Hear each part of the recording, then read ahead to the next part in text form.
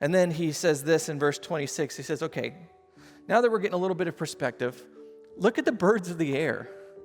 They do not sow or reap or store away in barns, and yet your heavenly Father feeds them.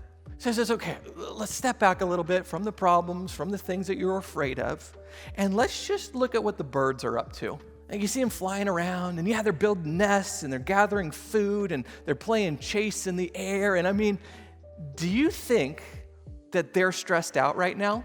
No, they keep singing this song. They're going, I mean, their life looks awesome. Why? Because they're doing exactly what God created them to do, and nothing more.